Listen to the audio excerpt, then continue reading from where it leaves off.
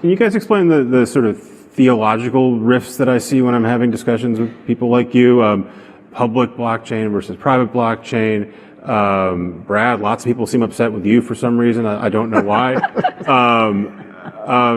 You're right to call it kind of, I can't remember exact words. Theological. Theological. These are holy wars. Yeah. This isn't about. Why are we having holy wars about technology that is barely you know what? That here is a yet? great question. But there are groups of people who are grounded in the ideology and passionate zealotry that we're going to overthrow governments. We're sick of being held down by the man, and we're going to circumvent all these regulations and unlock crazy new things. There are. First of all, there's a ton of misinformation out there. I would just weigh in on this theological debate and this point around, permissioned versus private or public.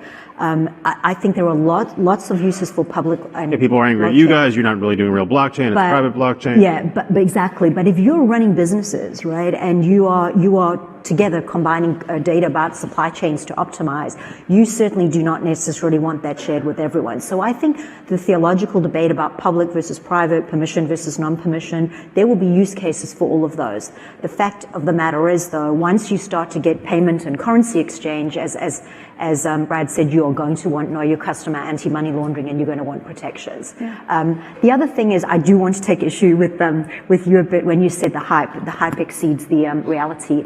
What I see is the hype around cryptocurrency for sure exceeds the reality of everything, but it actually obscures to some extent the real work that has been doing on real blockchains. And as an example, just that we're working with 4 out of the top 10 of the Fortune 500 on live blockchains, not proof of concepts, but live stood up blockchains.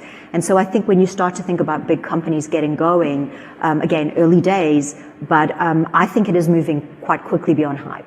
Well, I think within the Ripple ecosystem, within the XRP ecosystem, that is a multi-trillion-dollar problem. And I gave you just the biggest softball in the world. I apologize for that. No, I welcome it. Look, today we announced the largest bank in Kuwait became a customer of RippleNet. There is a massive inefficiency in how global money moves. I've made the joke many times, which is actually quite serious. The fastest way for you to get money to London today is to drive from here to LAX and fly it there.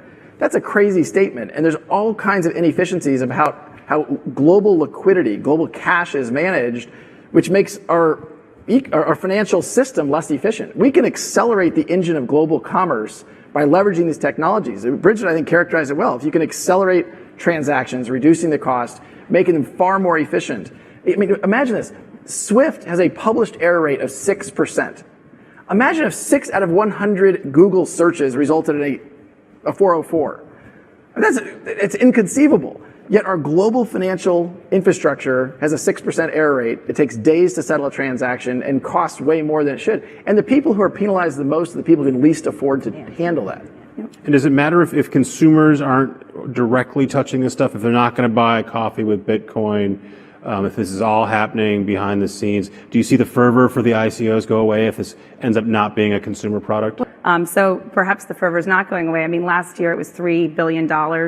And people thought that the brakes were going to be put on it a little bit because securities regulators around the world, by the way, not just in the US, were saying, hold on. However, this year alone, we've seen double that amount already.